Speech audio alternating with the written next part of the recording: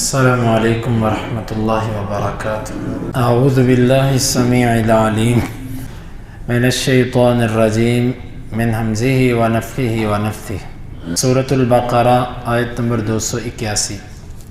اللہ تعالیٰ نے سود کے مسئلے کو بیان کرنے کے بعد ترغیبی انداز میں ذکر کیا، کیونکہ جب کسی بندے کو پیسے آتے ہیں نا تو اس کو چھوڑنا بڑا مشکل ہوتا ہے۔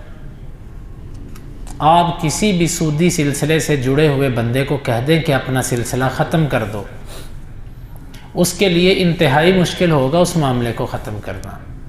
صرف ایک ہی صورت ہے کہ جس صورت میں وہ سود کو چھوڑ سکتا ہے، وہ کیا ہے کہ اس کے دل میں اللہ کا ڈر اور آخرت کا ڈر غالب آ جائے۔ اس کے بغیر وہ اس معاملے کو چھوڑ نہیں سکتا۔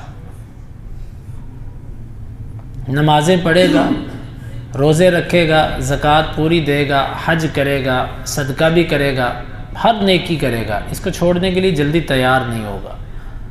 اسی صورت میں تیار ہوگا جب اللہ کا ڈر اس میں غالب ہے۔ اللہ تعالیٰ نے فرمایا وَاتَّقُوا يَوْمًا تُرْجَعُونَ فِيهِ إِلَى اللَّهِ۔ سود کو چھوڑنے کے لیے تم اپنے دل کو، اپنے دماغ کو قیامت کے دن کی طرف لے کر جاؤ، اور اس دن سے ڈرو کہ جس دن اللہ تعالیٰ تم سے پائی پائی کا حساب لے گا۔ ترجعون فیہ الی اللہ، تم اس میں اللہ کی طرف لوٹائے جاؤ گے، اور اسی اللہ نے تم پر سود حرام کیا ہے، اسی کی طرف تم نے لوٹ کے جانا ہے۔ تو یہ ایک ڈر پیدا کیا جا رہا ہے کہ یہ دو چیزیں اپنے ذہن میں لے کر آؤ، ایک آخرت اور ایک اللہ کی طرف لوٹایا جانا۔ ثم توفی کل نفس ما کسبت، پھر ہر جان کو پورا بدلہ دیا جائے گا، جس نے جو کمایا اس کا بدلہ اس کو پورا ملے گا۔ برائی اگر اس نے کی ہے تو ایک کے بدلے میں ایک، لیکن اگر نیکی کی ہے تو پھر نیکی اللہ تعالیٰ کم از کم 10، الحسنۃ بعشر امثالہا، ایک نیکی 10 گنا ہے، اور 10 سے پھر 700، اور 700 سے الی ما لا نہایت لہ، جہاں تک اللہ تعالیٰ چاہے۔ یہ اللہ تعالیٰ کا ایک عدل ہے اور ایک اس کا فضل ہے۔ اللہ ہم تیرے سے فضل کے طلبگار ہیں۔ عدل یہ ہے کہ اس نے کسی کے ساتھ ظلم نہیں کیا، اور فضل یہ ہے کہ عدل کرنے کے بعد احسان کر دینا۔ مثلاً آپ 3-4 مزدور رکھتے ہیں، آپ ان کے ساتھ یہ طے کرتے ہیں کہ 1,000 روپے آپ کو شام کو مزدوری ملے گی، آپ سب کو 1,000 دے کے ایک بندے کو 500 روپے زائد دے دیتے ہیں۔ دوسرے کہتے ہیں جی ہمیں بھی، آپ کہتے ہو بھائی تمہارے ساتھ زیادتی تو نہیں ہوئی، جو طے ہوا تھا وہ پورا ملا؟ جی پورا ملا۔ یہ عدل ہے۔ ہاں اس کے ساتھ میرا فضل ہے۔ نیکی کرنے والے کے ساتھ اللہ تعالیٰ کا فضل ہے، گناہ کرنے والے کے ساتھ اللہ کا عدل ہے۔ وَهُمْ لَا يُظْلَمُونَ، وہ ظلم نہیں کیے جائیں گے۔ یعنی ایسا نہیں ہے کہ کسی کی نیکیاں اس کا اجر کم کر کے اس کو کہا دے تیری تو نیکیاں تھوڑی ہیں۔ یعنی اللہ تعالیٰ نے فضل بھی اپنے اوپر لازم کیا ہوا ہے۔ ہماری طرف سے اللہ پر کچھ لازم نہیں ہے، لیکن کچھ چیزیں خود اللہ نے اپنے اوپر فرض کی ہیں، لازم کی ہیں۔ اور اسی طرح گناہ اللہ تعالیٰ کے ہاں ایک ہی لکھا جائے گا۔ جب تک انسان اس گناہ کو کرتا نہیں اس وقت تک لکھا بھی نہیں جاتا۔ ہاں اگر پختہ ارادہ کر لے اور کوشش بھی کرے اور ہو نہ سکے تو پھر لکھا بھی جاتا ہے، اس پر پوچھ گچھ بھی ہوتی ہے۔ جس طرح کہ قاتل اور مقتول دونوں آگ میں۔ مقتول اس لیے کہ وہ قتل کرنے کا ارادہ رکھتا تھا لیکن اس کا بس نہیں چلا، تو جہاں پر انسان ایک برائی کرنے چل پڑے پھر نہ بھی ہو سکے تو اس پر لکھ دی جاتی ہے۔ ہاں اگر اللہ کے ڈر سے توبہ کر لے تو پھر ٹھیک ہے، لیکن اگر وہ پوری کوشش پہ ہو اور اس کا جستجو پوری ہو لیکن اس کا بس نہ چلے پھر وہ اس کے اوپر لکھ دی جاتی ہے۔ اب اس میں ایک جملہ ہے ما کسبت، ہر جان کو اس کا بدلہ ملے گا جو اس نے کمایا۔ اس سے معلوم ہوتا ہے کہ انسان جو اپنی زندگی میں کرتا ہے جزا اور سزا اسی کی ہے۔ اب یہاں سے ایک سوال پیدا ہوتا ہے کہ انسان کے مرنے کے بعد اگر کوئی اس کی طرف سے نیکی کرتا ہے کیا اس کو اس کا اجر نہیں ملے گا؟ جس کو ہم اپنی زبان میں ایصال ثواب کہتے ہیں، میت کو ثواب تحفہ کرنا کہ جی فلاں فوت ہو چکا، اس کو میں اپنی نمازیں، اپنی قرآن مجید کی تلاوت، اپنا صدقہ، اپنا روزہ میں اس کو تحفہ کر رہا ہوں، کیا میں نے، اجر اللہ اس کو دے دے۔ کیا یہ جائز ہے؟ اس سلسلے میں علماء کے دو اقوال ہیں۔ ایک قول ہے جمہور علماء کا، زیادہ علماء کا، وہ اس بات کے قائل ہیں، وہ کہتے ہیں فوت شدگان کی طرف سے آپ نماز پڑھ کے اس کو تحفہ کر سکتے ہیں، اس کی طرف سے آپ قرآن مجید پڑھ کے، خود پڑھ کے آپ اس کو دے سکتے ہیں کہ میں نے قرآن پڑھا، میں اس کا سارا ثواب اس کو دیتا ہوں۔ روزہ آپ اپنا روزہ رکھ کے آپ اس کا ثواب فوت ہونے والے کو دے سکتے ہو۔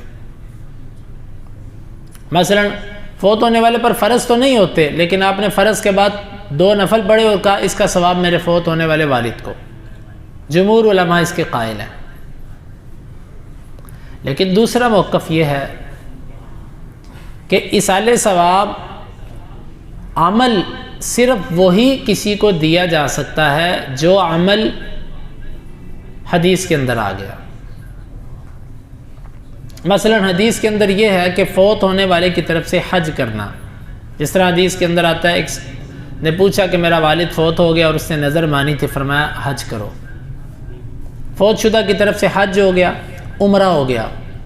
فوت ہونے والے کی طرف سے صدقہ، جس طرح کے بعد صحابہ نے پوچھا سعد رضی اللہ عنہ کہ میری والدہ فوت ہو چکی ہیں، میں اس کی طرف سے صدقہ کروں، اسے پہنچے گا؟ فرمایا ہاں پہنچے گا۔ فوت ہونے والے کے لیے استغفار، یعنی آپ فوت ہونے والے کے لیے استغفار کریں، اس کا فائدہ اس کو ہوگا، اللہ اس کو معاف کر دے، اللہ اس کو معاف کر، یہ دعا ہے، دعا استغفار ایک چیز ہے۔ دوسرے نمبر پہ آپ اس کی طرف سے صدقہ کر دیتے ہیں، چلو یہ میں نے مالی طور پہ یہ صدقہ کیا اور اس کا اجر میں فوت ہونے والے فلاں کو دے رہا ہوں، اللہ اس کا اجر اس کو پہنچا دے، اس کو پہنچ گیا۔ حج آپ کسی کی طرف سے کر سکتے ہیں، عمرہ کسی کی طرف سے کر سکتے ہیں۔ اب آئیے اسی طرح روزے رکھے جا سکتے ہیں۔ حدیث کے اندر آتا من مات وعلیہ صوم صام عنہ ولیہ، جو بندہ فوت ہو جائے اور اس کے اوپر روزے تھے، اس کی تفصیل میں پچھلے درسوں میں بیان کر چکا ہوں، یہاں پر میں تفصیل نہیں بیان کروں گا۔ اس کے اوپر فرضی روزے تھے، اس کے اولیاء اس کی طرف سے نیابتاً روزے رکھ سکتے ہیں۔ 5 اعمال تقریباً میں نے بیان کیے۔ اب اس سے ہٹ کے فوت ہونے والے کی طرف سے نمازیں پڑھنا، فوت ہونے والے کو اپنا قرآن پڑھ کے اس کو دینا، راجح قول کے مطابق یہ موقف درست نہیں ہے۔ سب سے پہلی چیز تو اس میں یہ ہے کہ اللہ کے نبی صلی اللہ علیہ وسلم کی 3 بیٹیاں آپ کی زندگی میں فوت ہوئیں، آپ کے بیٹے آپ کی زندگی میں فوت ہوئے، آپ کے چچا آپ کی زندگی میں فوت ہوئے، آپ کی 2 بیویاں آپ کی زندگی میں فوت ہوئیں، پھر آپ کے کتنے عزیز و اقارب اور قریبی صحابہ اکرام آپ کی زندگی میں فوت ہوئے، صحابیات آپ کی زندگی میں فوت ہوئیں۔ کیا کسی کے ایصال ثواب کے لیے قرآن خوانی کا سلسلہ جاری کیا گیا؟ اسی طرح کسی نے اللہ کے نبی صلی اللہ علیہ وسلم سے یہ پوچھا ہو یا ایسا کیا ہو کہ میں نماز پڑھ کے اپنے فلاں فوت ہونے والے کو دے رہا ہوں، ایسا ثابت نہیں ہے۔ اتنی چیزیں جو ثابت ہیں، بلکہ بعض علماء نے اس کی تقسیم کی ہے، بلکہ فقہ حنفی کے اندر بھی اس کی تقسیم ہے۔ وہ کہتے ہیں عبادت 3 طرح کی ہوتی ہے، ایک ہوتی ہے خالصتاً بدنی، ایک ہوتی ہے خالصتاً مالی، اور ایک ہوتی ہے بدنی اور مالی دونوں۔ بدنی اور مالی دونوں، جس طرح حج ہے، عمرہ ہے، حج میں بدن بھی استعمال ہوتا ہے اور مال بھی استعمال ہوتا ہے، عمرہ ہے، اور بھی کئی عبادت۔ کچھ عبادت ہوتی ہیں صرف مالی، جس طرح زکوٰۃ ہے، اس میں صرف مال استعمال ہوتا ہے، بدن کے استعمال ہوگا۔ اور کچھ عبادت ہوتی ہیں صرف بدنی، ان میں بدن استعمال ہوتا ہے، نماز ہے، قرآن مجید کی تلاوت ہے، ذکر اذکار ہیں، یہ سب کی سب بدن سے ہوتی ہیں، یہ مال سے تھوڑی ہوتی ہے، نماز پیسوں سے تھوڑی پڑھی جاتی ہے، یا ذکر اذکار پیسوں سے تھوڑی ہوتا ہے۔ وہ کہتے ہیں عبادت 3 طرح کی ہیں، مالی، بدنی، مالی اور بدنی دونوں۔ یہ جو 2 قسم کی عبادت ہے نا، مالی اور بدنی اور مالی، اس میں نیابت ہو سکتی ہے۔ یہ بندہ کسی کی طرف سے کر سکتا ہے، لیکن جو خالی بدنی عبادت ہے نا، یہ کسی کی طرف سے نہیں ہو سکتی۔ تو جب بدنی عبادت کسی کی طرف سے نہیں ہو سکتی تو قرآن خوانی جو ہے یہ بدنی عبادت میں آتی ہے کہ نہیں آتی؟ دیکھیں میں کوشش یہ کرتا ہوں کہ میں حق بیان کر دیا کروں۔ میں نے آپ کو یہ بتایا ہے کہ زیادہ علماء اس کے قائل ہیں، جمہور اس کے قائل ہیں، لیکن آپ نے زیادہ اور کم کو نہیں دیکھنا۔ آپ حق والے علماء کا اجتہاد ہے، لیکن آپ حق پسند بنیں۔ آپ یہ مت دیکھیں کہ ادھر افراد زیادہ اور ادھر کم ہیں۔ یہ جمہوریت جو ہے نا، اسلام جمہوریت کی تائید نہیں کرتا کہ جی ادھر جمہور علماء کھڑے ہیں، زیادہ علماء کھڑے ہیں، تم ادھر آ جاؤ، ادھر تھوڑے ہیں ان کو رہنے دو۔ یہ تھوڑے اور زیادہ کا مسئلہ اسلام کا نہیں ہے۔ اسلام یہ دیکھتا ہے کہ دلیل کس کے پاس ہے، وزن کس کی بات میں ہے۔